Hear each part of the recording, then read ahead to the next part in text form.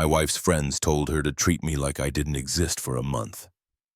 By week 2, I was gone. And she found a note saying, "Invisible means gone." All right, Reddit, buckle up because this one's a trip. My wife and her book club decided I needed to be treated like furniture for a month to teach me appreciation. 2 weeks in, I showed them what invisible actually looks like. Let me back up and give you the full picture, starting with who I am and why this whole thing went nuclear the way it did. I'm Jake, 35, and I've been in HVAC for 13 years. Started as an apprentice right out of high school when college wasn't really in the cards financially.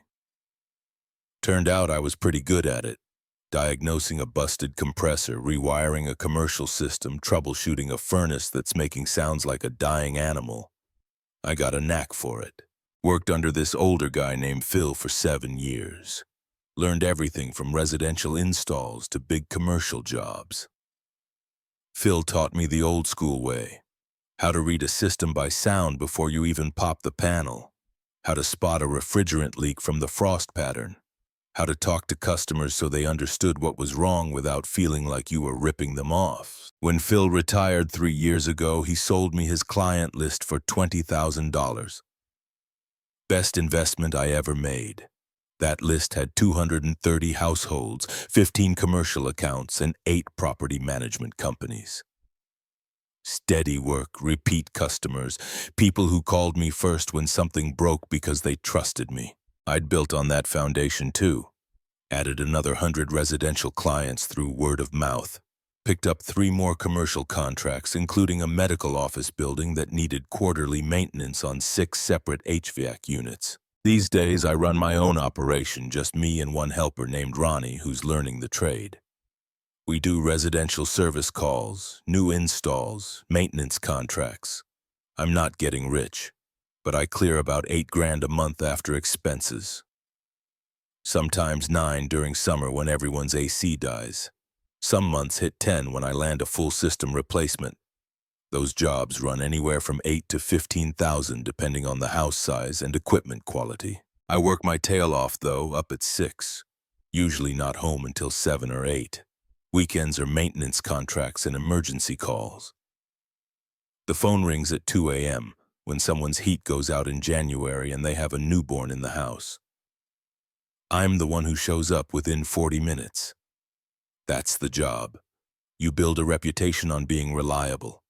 And I'd spent 13 years building mine brick by brick. My setup's pretty solid. I own a 2019 Ford F-250 with a custom ladder rack and tool storage system I designed myself. Paid $42,000 for it. Paid it off in 3 years. The truck's got everything I need. Diagnostic equipment, including a digital manifold gauge set that cost $2,000 alone, refrigerant recovery machine, vacuum pump, spare parts organized by system type, tool bags for different job categories. I've got compartments for copper fittings, another for electrical components, another for filters and belts. My cordless drill set, impact driver saw, and multimeter all have designated spots. I'm particular about my systems because I learned early that hunting for a $3 part can cost you $30 in wasted time. When you're running 6 service calls a day, efficiency matters.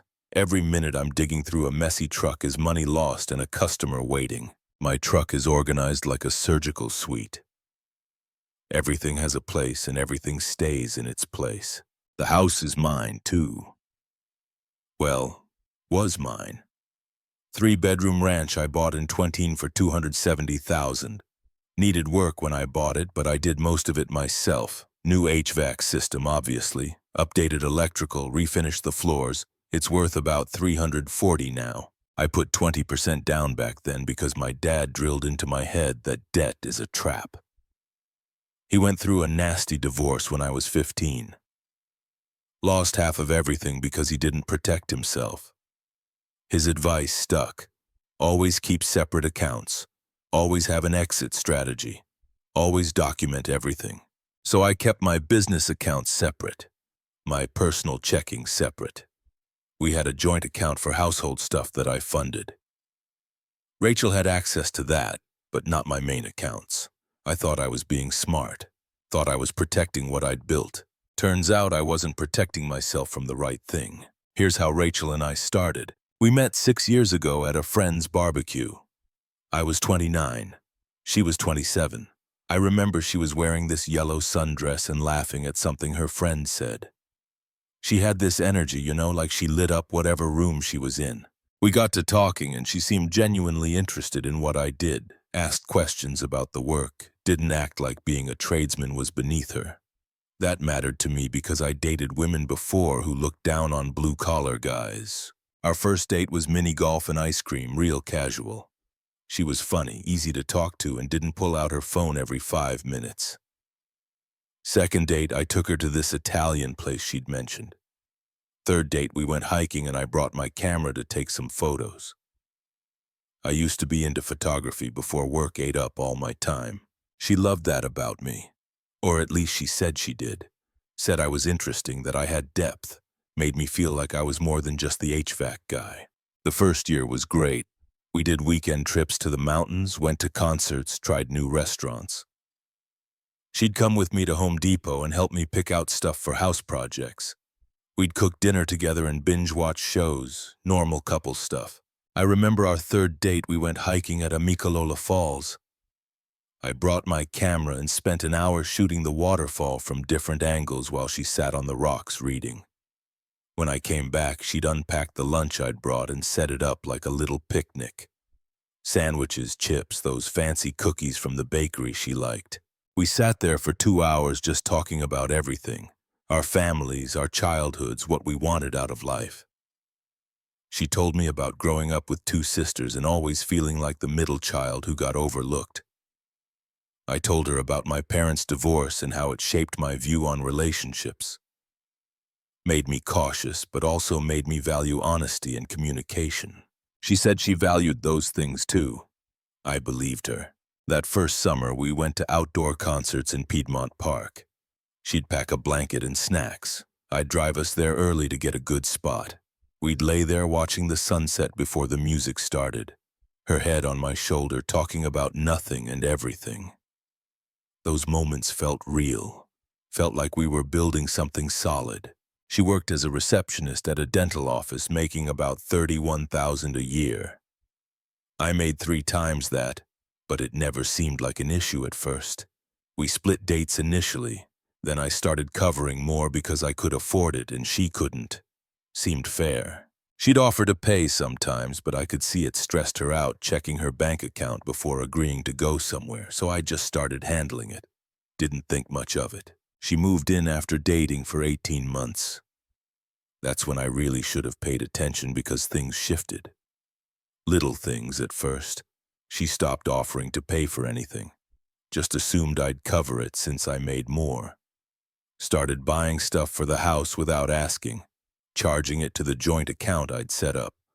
A new rug here, decorative pillows there, kitchen gadgets she used once, too. I didn't say much because I didn't want to be the jerk who nickel and dimed his girlfriend. Rachel was social, like really social. She had a tight group of girlfriends from college who got together constantly. Book club every other Thursday, brunch every Sunday, girls' nights twice a week. I didn't mind at first. I worked long hours anyway, and she deserved friends.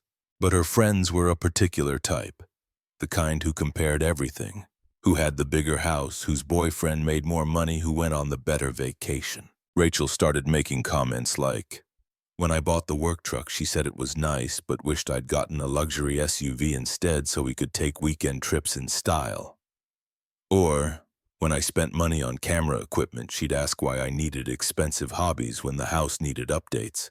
We got engaged after 3 years. I proposed during a trip to Charleston.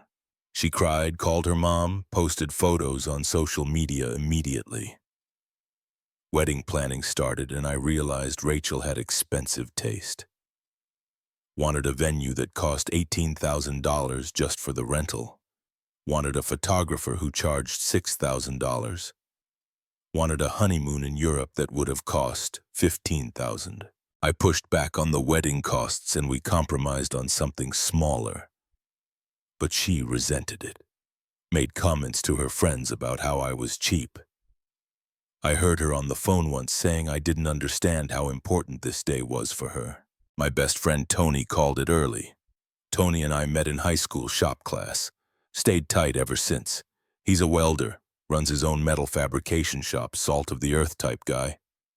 About 6 months before the wedding, Tony pulled me aside at a bar and said, "Man, I like Rachel, but she's expensive. You sure about this?" I brushed him off. Said she'd settle down after the wedding. Said she just wanted things nice. Tony didn't push, but he had this look like he knew I was making a mistake. The red flags really started stacking up after we got married. Year 4 of being together, year 1 of marriage. Rachel's spending got worse. She'd drop $150 on getting her nails done every 2 weeks. Not just regular polish, but gel with designs that took 2 hours, $200 on her hair every 6 weeks. Highlights, toner, special treatments, $300 on brunch with her friends every Sunday. I saw the credit card statements. Mimosas at $30 for a coffee. Avocado toast for $18. Fancy coffee drinks.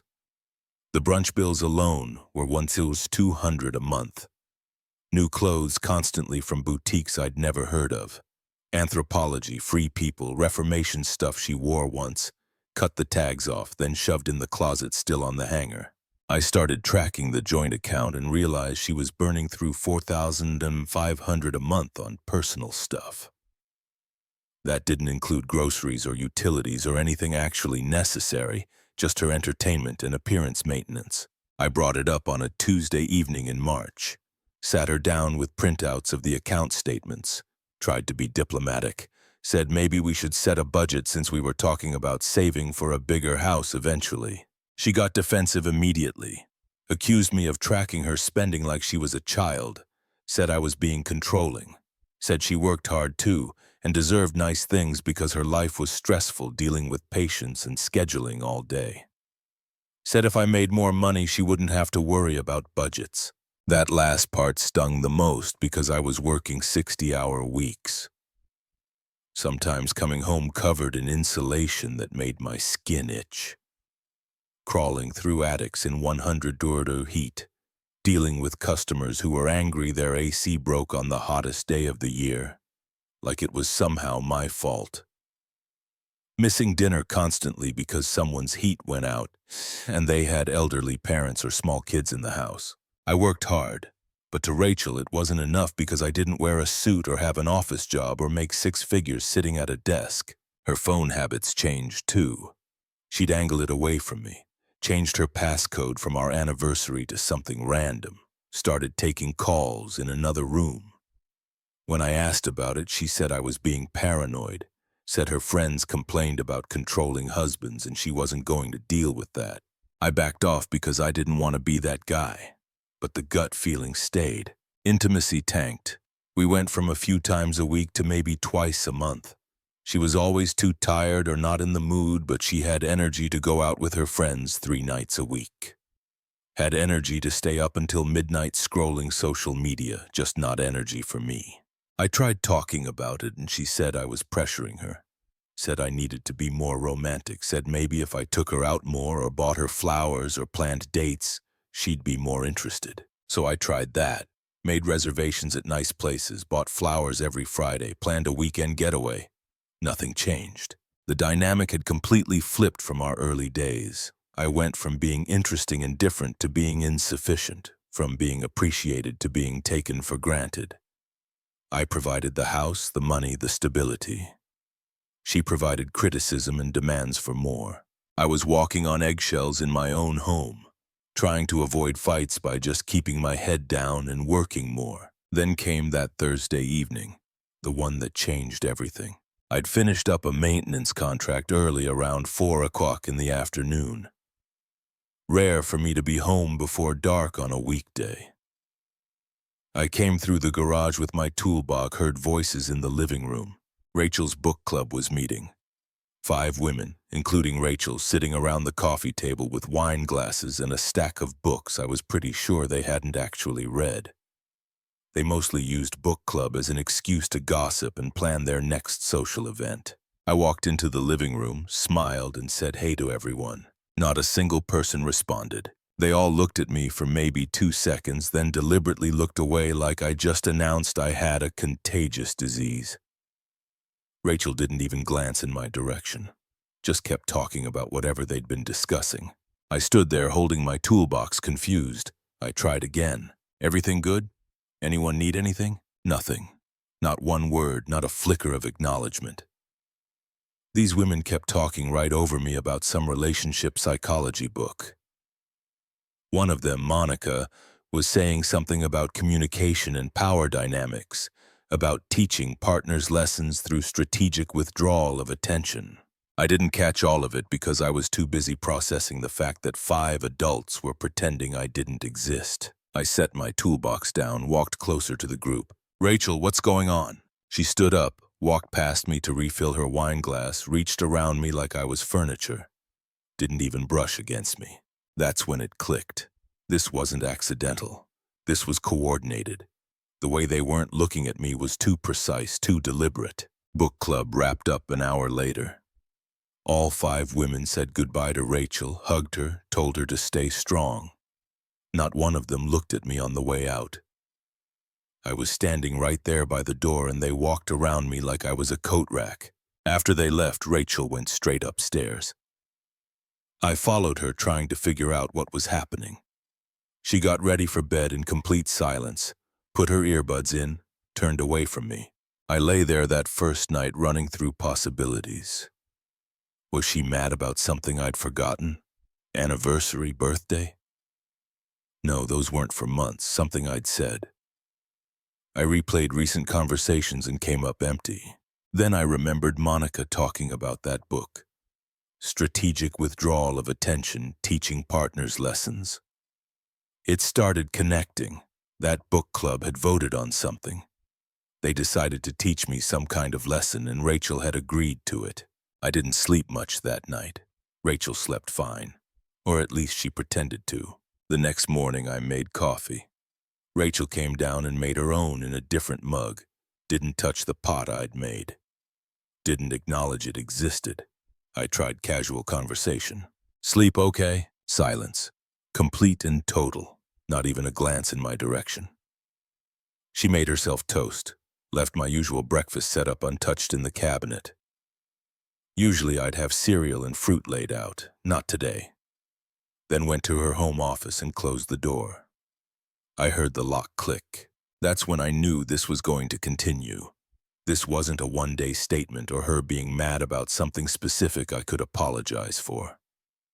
This was a planned campaign with a timeline and an objective. I worked from my laptop in the living room that day. Had some invoicing to catch up on, quotes to send out for upcoming jobs, a parts order to place. Rachel came out around noon for lunch. Made herself a sandwich from the leftover chicken in the fridge. Didn't offer me one, even though she made enough for 2 sandwiches. She was on her phone the whole time, laughing at something, texting back and forth with someone, happy and animated, full of life and expression. Then she looked up and saw me watching her from my laptop. Her face went blank, just flat, like someone hit a power switch. The smile disappeared. The light in her eyes went out. She was looking through me, not at me. I texted her right then. Can we please talk about what's happening? I watched her phone light up on the counter, watched her pick it up, saw the typing dots appear. They bounced for maybe 5 seconds, then disappeared. No response. She put the phone back down, finished her sandwich standing at the counter, and went back to her office. Door closed. Lock clicked again. That's when something shifted in my head. A weird clarity. If she wanted to ignore me, fine.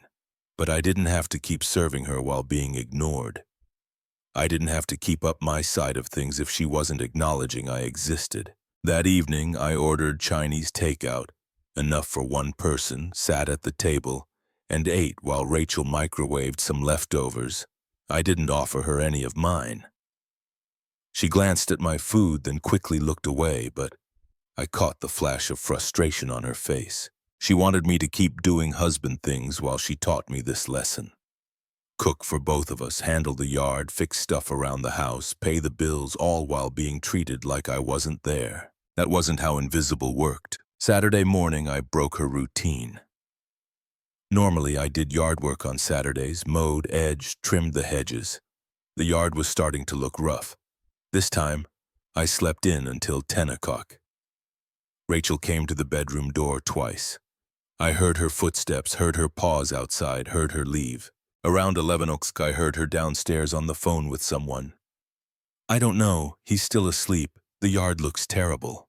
When I finally got up around noon, I made myself an elaborate breakfast.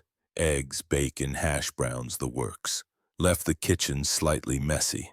Then I sat down and did something I hadn't done in years. I pulled out my old Canon camera and 3 lenses from the back of the closet where they'd been buried under boxes of Rachel's craft supplies that she'd never actually touched. I used to do photography, seriously. Landscape stuff mostly. Had some prints in local galleries, sold a few pieces, spent every weekend chasing golden hour or hiking to remote locations for sunrise shots. But Rachel had complained. Too much time away, too much money on equipment. The house needed attention. So little by little, I'd stopped going out, sold some gear, let the hobby die. But if I was invisible anyway, I could do whatever I wanted. I set up all my camera equipment on the dining room table to clean it. Rachel came downstairs while I was working. She stopped dead when she saw everything spread out, her mouth open like she was about to say something. Then she remembered her game and snapped it shut. Instead, she grabbed her purse and stormed out. The front door slam shook the walls. I heard her on her phone through the window. He's doing it on purpose. I know he is. She was absolutely right. I was doing it on purpose. Sunday morning, I got up at 6 o'clock, loaded my camera gear, and drove to Stone Mountain. Spent 4 hours shooting the sunrise, the fog rolling through the valleys, hikers on the trails, didn't text Rachel, didn't tell her where I was going. Came back around 11 to find her pacing in the kitchen. When I walked in, her face flooded with relief. Then she remembered she couldn't acknowledge me, and the relief turned to anger. Her jaw clenched. She wanted to know where I'd been, but asking meant admitting I existed. I spent the afternoon editing photos on my laptop. Rachel hovered nearby doing unnecessary tasks, constantly glancing at my screen. I was editing a shot of sunrise through fog, and I caught her staring at the image. She used to love my photography. Our eyes almost met. She looked away fast. That evening I cooked pasta, just 1 serving. Used the good ingredients, the expensive Parmesan. Rachel made herself a salad and sat across from me, staring at her sad greens while the smell of my dinner filled the kitchen. She got up after 5 minutes and went upstairs. I heard her crying. For a moment I felt guilty. Then I remembered she chose this. Every single silent minute of it. Monday arrived. Day 5. I took over the guest bedroom as my new office. Moved in my desk, my second monitor, my good chair, hung my photography prints on the walls. Rachel appeared in the doorway watching me rearrange furniture. She looked conflicted, like she wanted to object but couldn't without speaking to me. She went to her own office and slammed the door. The sound echoed through the house. That afternoon, I blocked off my calendar. Photography time 5 to 7 every evening. I noticed Rachel had a baby shower scheduled for next Saturday that she'd assumed I'd attend with her. I deleted it from my calendar and added Stone Mountain shoot instead. Tuesday, day 6. I stopped doing the dishes, just washed my own plate, left hers in the sink, stopped doing laundry except my own stuff. Her clothes piled up in the hamper. By Wednesday, she was digging through dirty laundry trying to find something to wear. She looked at me like she wanted to say something. Couldn't. Wore the same jeans twice. Thursday was day 7, 1 week of being ignored. I called Tony that morning from my truck between jobs. Told him what was happening. He was quiet for a minute, then said, "Man, that's messed up. What are you going to do?" "I don't know yet, but I'm not playing this game for 30 days. 30 days? That's what I'm guessing based on what I overheard. Book club voted on it. month-long lesson. Tony let out a low whistle. You're way calmer than I'd be. You need anything, call me. Seriously, I appreciated that. Tony was solid, had been through his own relationship mess a few years back. He got it. That evening, Rachel's friend, Monica, came over. They sat in the living room talking. I was in my new office editing photos, but I could hear them through the wall. Monica was saying something about staying strong, about how men need to learn appreciation, about how this would make me a better husband. Rachel was agreeing, saying it was hard but necessary, saying she hoped it would fix things. Fix things like I was the broken part. I opened my laptop and started researching something I should have looked into years ago. Divorce attorneys, separation requirements in our state, asset division. Turns out I didn't need grounds for divorce here. Just had to file. I didn't schedule anything yet, but I bookmarked 3 attorney websites, put together a list of our assets, started documenting everything. Friday, day 8. I set up my own grocery delivery separate from our usual order, just stuff for me. When it arrived, Rachel was in the kitchen. She watched the delivery guy bring in bags and set them on the counter, watched me unpack them. I saw her face when she realized I'd only ordered for one person. For a second I thought she'd break, thought she'd say something, but she held it together and went upstairs. Weekend 2 was when things really started falling apart for her. Saturday, I went to that baby shower Rachel expected me at, except I didn't go to the shower. I drove to the mountains instead, 6-hour round trip, shot all afternoon. Got some incredible photos of waterfalls and autumn leaves, didn't check my phone once. Came home at 8 that night. Rachel was sitting in the dark living room. She'd been sitting there waiting, I could tell. Her face when I walked in was different this time. Not angry, not cold. Worried. She wanted to know where I'd been for 10 hours. Wanted to know why I'd ignored her all day. Wanted to know why I didn't go to the shower. But she couldn't ask without breaking her own rule. I went upstairs, showered, and went to bed. She sat in the living room for another hour. I heard her crying again. Heard her on the phone with Monica. I don't know what to do. He's acting like I don't exist. It's like he's actually gone. Yeah, Rachel, that's what invisible means. Sunday morning I started packing. Not obviously, just started organizing my stuff in ways Rachel wouldn't immediately notice. Tools went into their cases instead of staying in the garage loosely. Clothes got sorted. Personal items from before the relationship got set aside. My photography equipment went into the padded cases. I made a list of shared assets on my phone. Couch we bought together from Ashley Furniture. $2,000 bedroom set from Rooms to Go. $3,200 kitchen table and chairs. $800 TV mine from before marriage. Coffee maker mine. Dishes. Wedding gifts. I photographed everything for documentation. Every room, every piece of furniture, every item of value. Took close-ups of serial numbers on electronics. Checked receipts in my email to verify what I'd paid for versus what we'd bought together. Made a spreadsheet. Column 1, item description. Column 2, purchase date. Column 3, cost. Column 4, whose money paid for it. The data was clear. I'd brought about $40,000 worth of assets into this marriage. We'd accumulated maybe $12,000 together. She'd brought in maybe $5,000. The math wasn't hard. Rachel noticed. Of course she noticed. She'd walk past my office and see me sorting through boxes, see me taking photos of rooms, see me organizing stuff into keep versus shared piles. She watched me sort through the closet, watched me pack my photography equipment into cases. Her face got pale. I could see her mind working, trying to figure out if she should break the silence to stop whatever I was planning, trying to calculate if this was still worth continuing her lesson, or if she'd already lost something bigger. She didn't break, still committed to the lesson, still convinced she was teaching me something valuable about my place in this relationship. Monday, day 10, I called one of the attorneys I'd bookmarked, Lauren Mitchell. Had good reviews, specialized in men's divorce cases. We set up a consultation for Wednesday afternoon. I told Rachel I had a service call that would run late. She had no way to verify that since she wasn't speaking to me. Tuesday, I transferred money from our joint account to my personal account. Not all of it, just my half of what was in there. Left her half alone.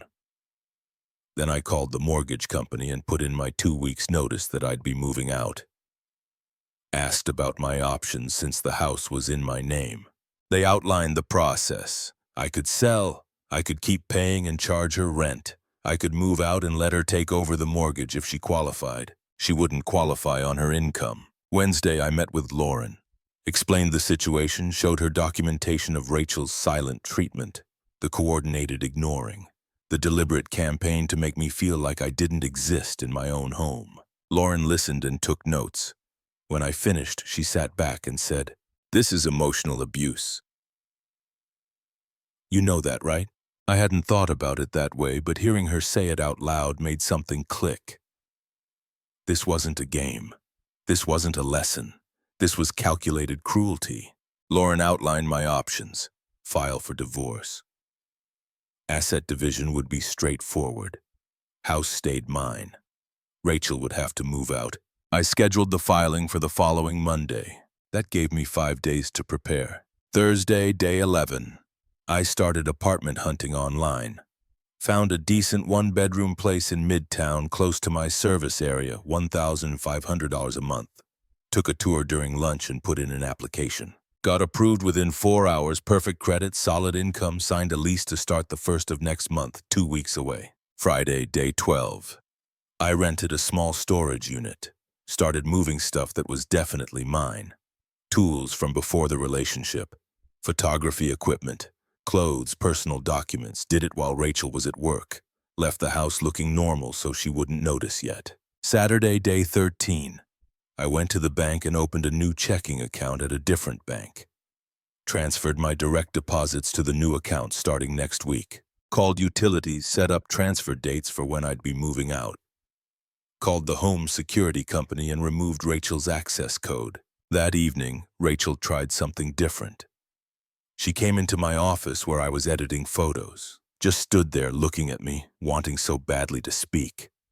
I could feel it radiating off her, wanting to ask what I was doing, wanting to stop whatever process I was clearly in the middle of, wanting to undo this whole thing.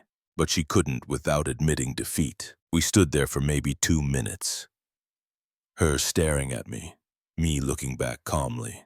Finally, she turned and left. I heard her in the bedroom on the phone with Monica. "Something's happening. I can feel it. He's different." "Yeah, Rachel, I was different. I was done." Sunday morning, day 14.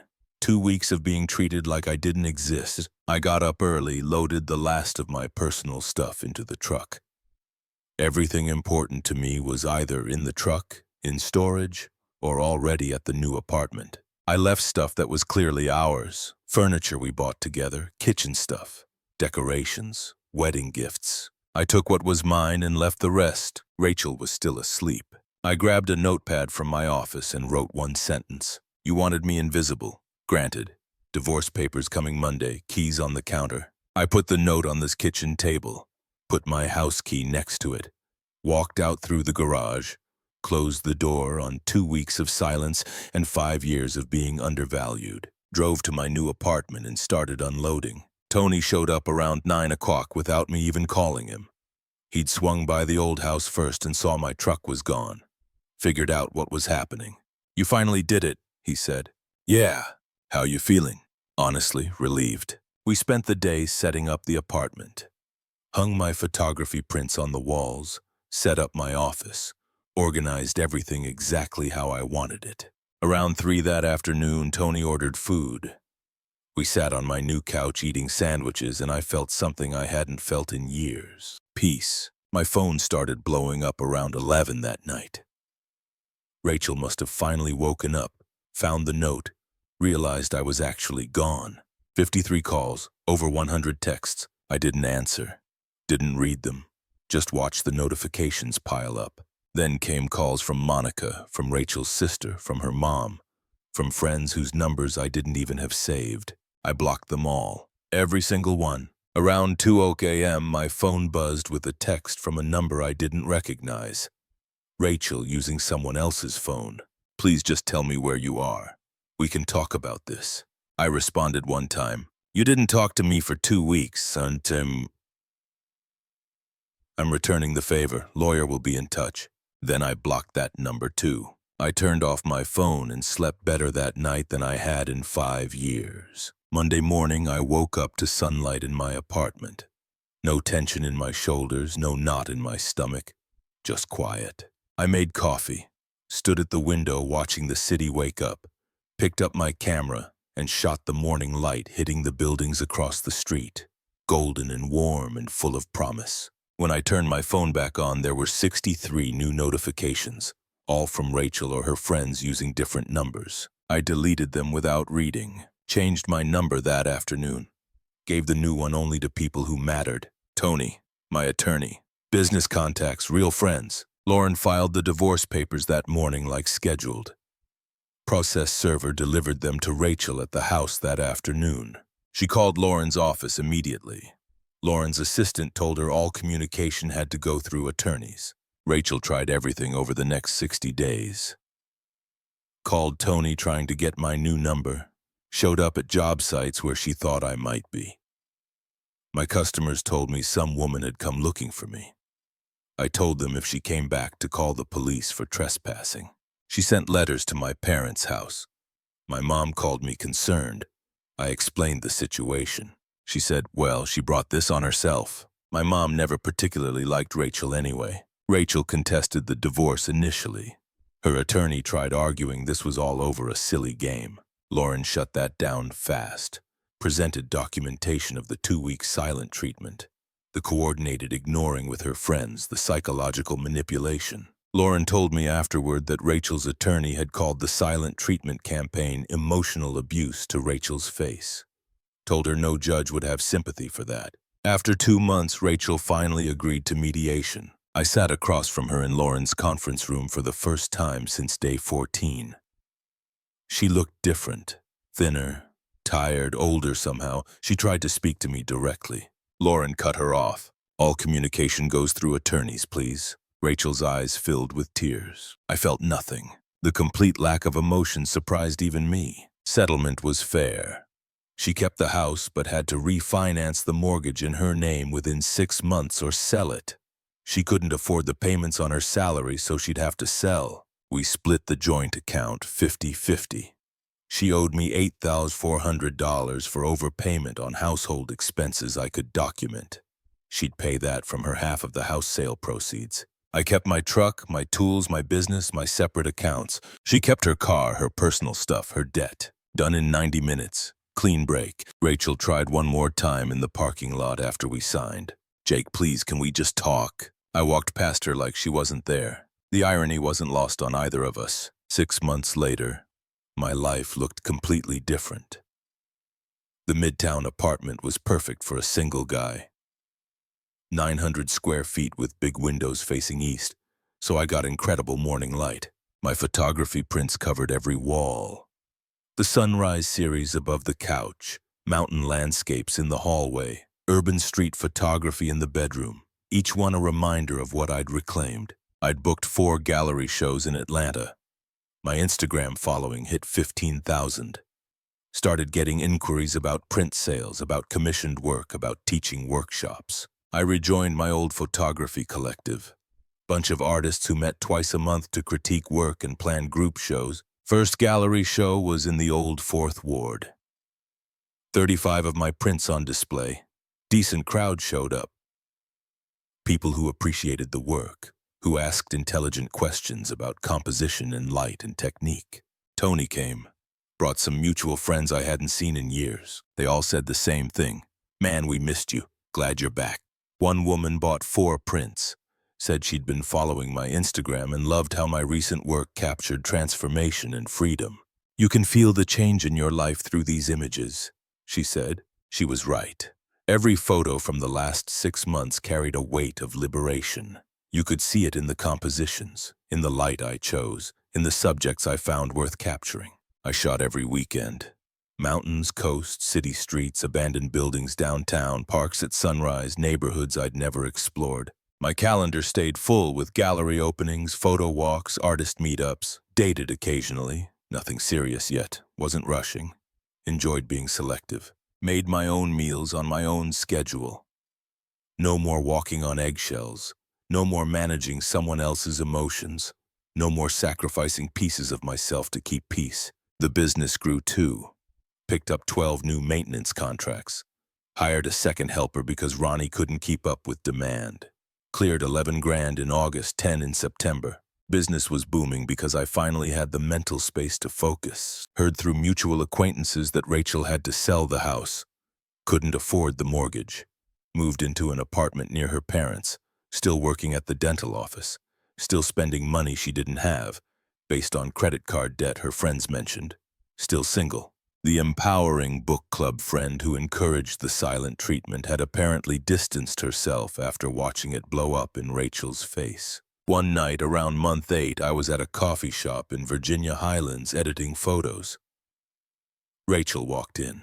We made eye contact across the room. She froze, clearly wanted to come over, wanted to explain or apologize or plead or something.